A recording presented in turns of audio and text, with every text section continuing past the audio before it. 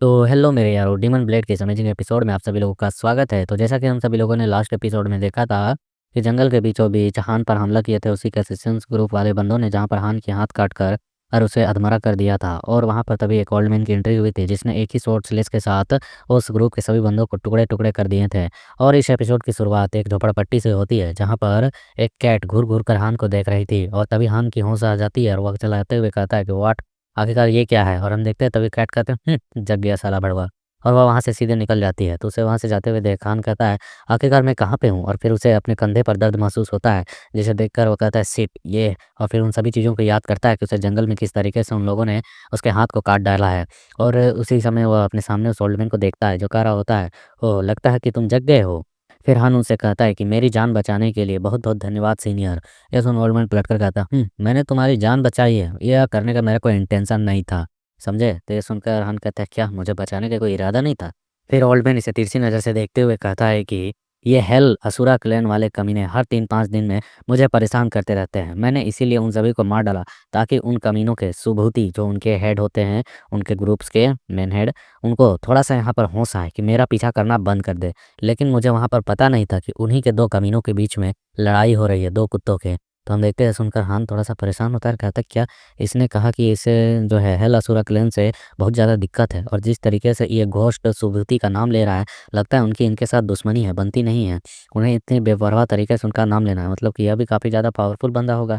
तभी हान तुरंत ही उसके सामने बो डाउन करता है, अपने माथे को झुका देकर कहता है भले ही यह काम अनजाने में हुआ हो, लेकिन यह सच है कि सीनियर ने मेरी जान बचाई है। भविष्य में अब से कभी भी आपको मेरी ज़रूरत पड़े तो बेझिझक यह जूनियर आपकी सेवा में हाजिर रहेगा। यह सुन ओल्डमैन कहता है कि क्या सिर्फ तू, वो भी मेरी मदद करेगा। अगर तू जैसे छोटे मोटे कीड़े भी मेरी मदद करने लगे तो इस दुनिया में तो कोई समस्या ही नहीं रहेगी। मुझे परवाह नहीं है कि तुम्हारा हेल असुरा क्लैन से क्या लेना देना है, क्या दुश्मनी है, क्या दोस्ती है, लेकिन मैं तुम्हें यहाँ पर नहीं मारूंगा। चलो इतना ही समय तुम्हें ऑफर दे रहा हूँ, यहाँ से अब दफा हो जाओ, मेरे आंखों में तुम यहाँ पर खटक रहे हो। तभी हम देखते हैं यहाँ पर हन कहता है क्या सीनियर मुझे यहाँ पर नुकसान नहीं पहुँचाने चाहते हैं, यही आपका कहना है ना, क्योंकि आपने अभी अभी मेरी जान बचाई इसलिए आप मुझे नहीं मारेंगे। तो वह कहता है अबे हाँ, अभी और कितना बार दौड़ रहा हूँ मैं, 80 साल से यहाँ पर इस दुनिया को मैं एक्सप्लोर कर रहा हूँ, घूम रहा हूँ और यहाँ पर राज कर रहा हूँ। हमेशा मैं जो कहता हूँ वही करता हूँ। हम देखते हैं सुनकर जो हान होता है सीधे सीनियर की ओर बढ़ने लगता है, कहता है तब तो यह बात निश्चित हो गई है। और वह तुरंत ही जाकर वहाँ पर जिस जगह पर आग जल रही होती है उसके बगल में बैठकर उसकी बिल्ली से खेलने लगता है। यह देख ओल्डमैन कहता है ओए थोड़ा सा तू दिमाग से पैदल है क्या, मैंने तुम्हें अभी कहा कि तुम यहाँ से दफा हो जाओ, नहीं तो इस ओल्डमैन को तुम्हारी जान लेते भी देर नहीं लगेगी।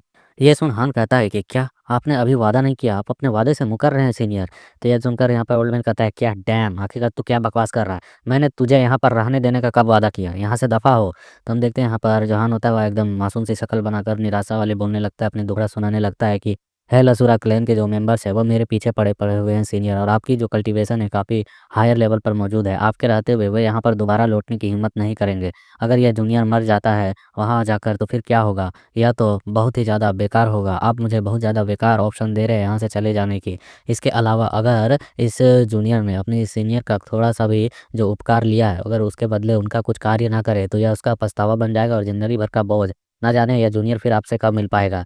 ये सुन ओल्डमैन थोड़ा इरिटेट होते हुए कहता है कि तुम्हारी और हेल क्लैन के बीच में क्या समस्याएं हैं, मुझसे उसका कोई लेना देना नहीं है कि तू यहाँ से जाने के बाद मरता है या फिर जीता है। और साथ में मुझे तेरी यहाँ पर कोई भी सेवा लेने की आवश्यकता नहीं है, तो इसीलिए मैं तू अपने आप पे मत सोच कि मैंने तुझ पर कृपा किया, तेरे पर बर्डन है इस चीज़ का।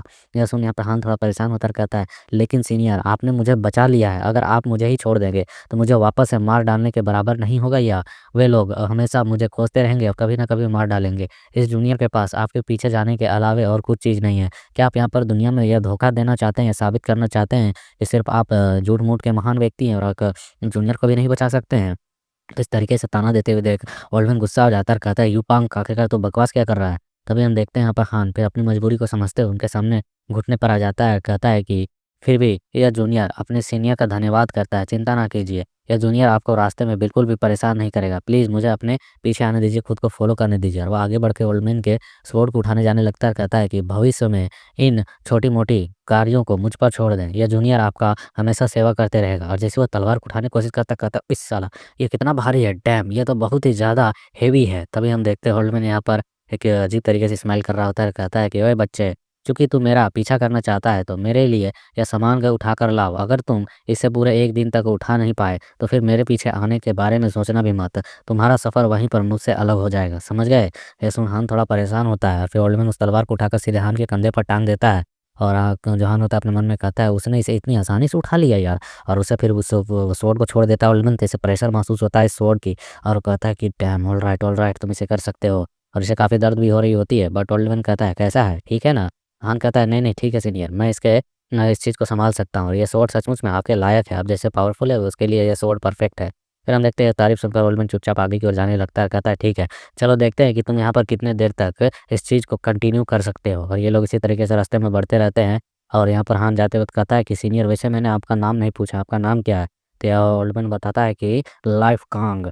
और फिर हमारा सीन शिफ्ट करके सीधे 1 सप्ताह बाद का सीन दिखाया जाता है, जहाँ यहाँ ओल्ड मैन कांग जो होता है वह बैठा होता है एक पेड़ के नीचे और बताया जाता है कि ये जू झऊ इस डिस्ट्रिक्ट के से नज़दीक की एक सिटी है, वहाँ पर यह पहुँचने वाला है। और यह बोल रहा होता है जब हम जू झू के अंदर पहुँच जाएँगे तो मुझे उस हर हाल में उस ओल्ड मैन यू के बारे में पता लगाना होगा। वह बुढ़ा बदमाश आजकल क्या कर रहा है? और वो अपनी बिल्ली को सहलाते हुए कह रहा होता है कि यह जो स्वॉर्ड सेक्ट है इस सिटी में मौजूद, यह काफ़ी सम्मानित है चारों ओर देश में और मैंने जीवन भर अपनी स्वॉर्ड की प्रैक्टिस की है और ये इसके बारे में सुना है कि यहाँ के लोग जो स्वॉर्ड से पहाड़ों को चीर देते हैं, आसमान को तोड़ देते हैं, इस तरीके के लोगों की बहुत ज़्यादा ही सम्मान करते हैं। इसलिए मैं यहाँ पर इस जगह पर आया हूँ। मैं भी देखना चाहता हूँ कि अपनी स्वॉर्ड की प्रैक्टिस को मैंने लाइफ टाइम किया है तो वह किस लेवल पर पहुँची है। क्योंकि ये जो सिटी है थोड़ी सी ही दूर पर मौजूद है तो मुझे फ़िलहाल इन पहाड़ों पर ही प्रैक्टिस करनी होगी। और तभी हम देखते हैं इसके पीछे-पीछे यहाँ पर हान भी पहुँच रहा होता है हाँफते-हाँफते और वह पहुँचकर एक जगह पर अपने उस स्वॉर्ड को रख देता है और थक कर बैठकर हाँफने लगता है। तो उसकी ऐसी हालत को देखकर ओल्ड मैन उसकी ओर एक ब्रेड थ्रो करते हुए कहता है, "ये लो इसे खाओ।" तो हान कहता है कि धन्यवाद सीनियर और तुरंत ही वह भूखे की तरह उस ब्रेड को खाने लगता है, निगलने लगता है और फिर तुरंत ही हम उसे देखते हैं प्रैक्टिस करते हुए देख। तो ऐसा देखकर यहाँ ओल्ड मैन भी कहता है उसने यहाँ पर खाना खाया और तुरंत ही अपने कल्टीवेशन प्रैक्टिस में लग चुका है। यह बच्चा काफ़ी मेहनती है और हम हान को देखते हैं जो अपने असुरा क्लैन के एक टेक्निक को परफॉर्म कर रहा होता है जिससे इसकी कीवाई बढ़ती है, जो कि एक डार्क कीवाई होती है और इसे प्रैक्टिस करते हुए देख ओल्ड मैन कहता है, क्या यह हेल असुरा क्लैन की टेक्निक है? ऐसी टेक्निक का प्रैक्टिस करने का आखिरकार क्या ही फ़ायदा जो खुद को तो नुकसान पहुँचाती है, साथ में उसके अगल-बगल रहने वाले दूसरे लोगों को भी। तो ये सुनकर ओल्ड जो हान होता है कहता है, क्या? सीनियर आपके कहने का मतलब क्या है?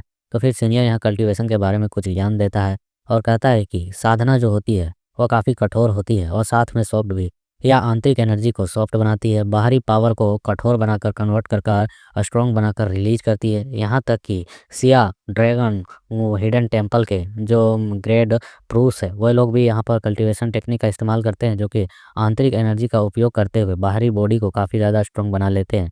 लेकिन तुम्हारा असुरा वंश टेक्निक या शरीर के भीतर डिमोनिक एनर्जी को धीरे-धीरे कर इकट्ठा करते जाती है और उसे ज़बरदस्ती कंट्रोल करके आपकी पावर को बढ़ाती है, आपको लेवल अप करवाती है। लेकिन यह हायर लेवल के लिए बिल्कुल भी अच्छा नहीं है। यह शुरुआती चरणों में तेज़ी से आपको शक्ति तो देती है, लेकिन धीरे-धीरे कर यह आपको ही निगलते जाती है। आपको इसके दुष्परिणाम धीरे-धीरे कर नज़र आने लगेंगे। आपकी शरीर डिमोनिक बॉडी में कन्वर्ट होने लगेगी। ऐसे-ऐसे समस्याएँ उत्पन्न होने लगेंगी। अगर आप इसे कंट्रोल नहीं कर पाते हैं और इसकी शक्ति बढ़ाते जाते हैं तो इसे प्यूरीफाई करने का ज़रूर ही उनके पास कोई अलग टेक्निक होगा।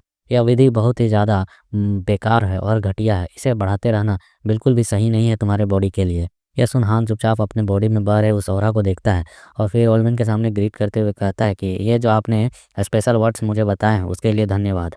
बट वह इसके बातों को इग्नोर कर फिर से वही टेक्निक परफॉर्म करना चालू कर देता है, अपनी प्रैक्टिस करना। ये सुन ओल्ड कहता है, क्या ये बेवकूफ़ है? मैंने इसे अभी-अभी समझाया। और वह कहता भी है कि मैं किसी को यहाँ डराने की कोशिश नहीं कर रहा हूँ, लेकिन अगर आप यहाँ पर जानते हुए भी अज्ञान बने रहेंगे तो भविष्य में तुम्हें बहुत ही ज़्यादा कष्ट उठाना पड़ेगा। तो हान कहता है कि हान को यहाँ पर सीनियर ने जो सिखाया है उसके बातों को वह ध्यान रखेगा, लेकिन इस दुनिया में बहुत अन्यायपूर्ण चीज़ें भरी पड़ी हैं। मैं एक साधारण कल्टीवेटर के तौर पर अपने आप को आगे नहीं बढ़ा सकता हूँ और मेरे लिए यह असुरा क्लैन से प्राप्त टेक्निक यही मेरे लिए मिला, मुझे यही मेरा सौभाग्य है। मुझे यहाँ पर और गहन टेक्निकों को सीखने की आवश्यकता और मौका कब मिलेगी मुझे नहीं मालूम है। मतलब कि और भी टेक्निक इस बंदे के पास रहे तब ना कल्टीवेट करे, डायरेक्ट इसका ये कहना होता है। और ये कहता है कि जो असुरा क्लैन है वो चाहे कितनी भी बुरी क्यों ना हो, या फिर भी मेरे जीवन की नींव है, मतलब स्टार्टिंग कल्टीवेशन है। यह जूनियर मरना नहीं चाहता, लेकिन दुर्भाग्यवश उसके पास कोई और विकल्प है ही नहीं। तो एसन ओल्डमैन कहता है कि किसी भी शारीरिक कल्टीवेशन में शरीर की ही सब कुछ आधार होता है। अगर तुम इसे ही खराब कर लोगे तो आगे कैसे बढ़ोगे? लेकिन अब जब तुमने इसे एक हाथ अपना खो दिया तो यह ठीक है वैसा ही जैसे आपने अपनी एक कीमती तलवार को खो दिया।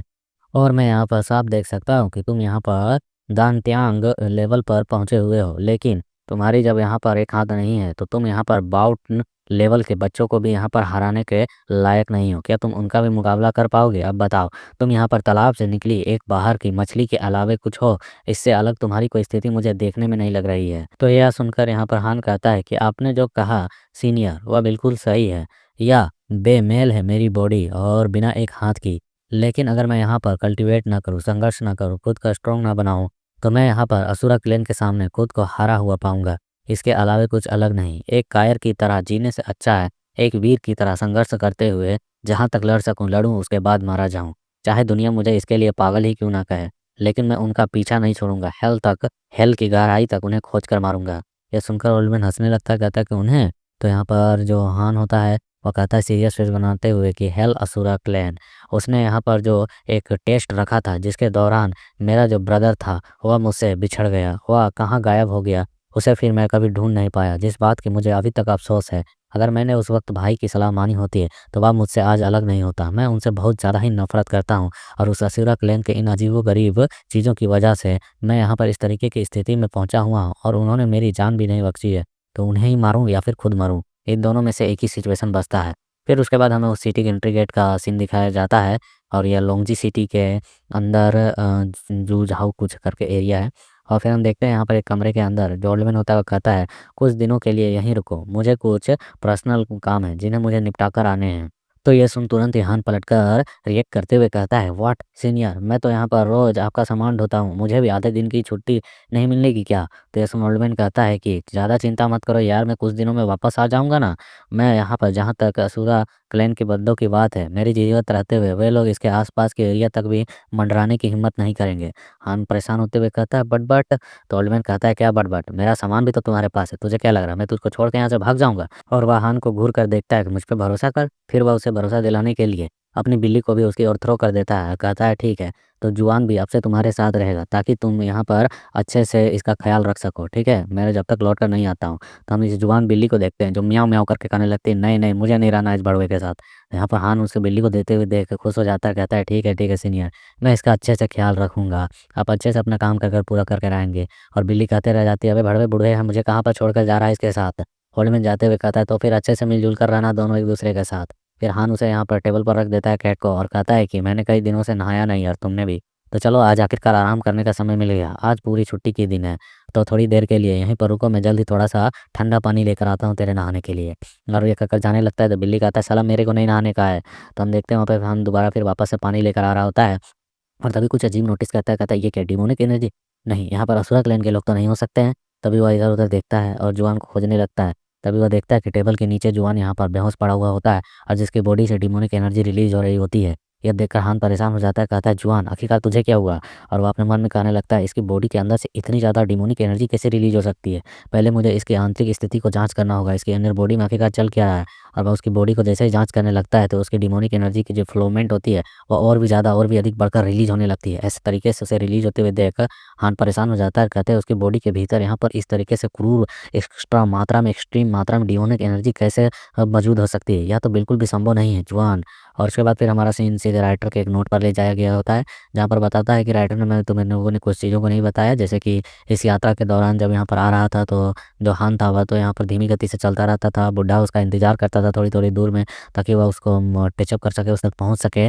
और फिर वह बताता है कि वह जो उस लोहे वाले ब्लेड को, उस स्वॉर्ड को जो ढो रहा है उसकी वजन कम से कम 500 किलो की है, जिसकी वजह से वह काफ़ी ज़्यादा हैवी मेटल से बनी हुई है।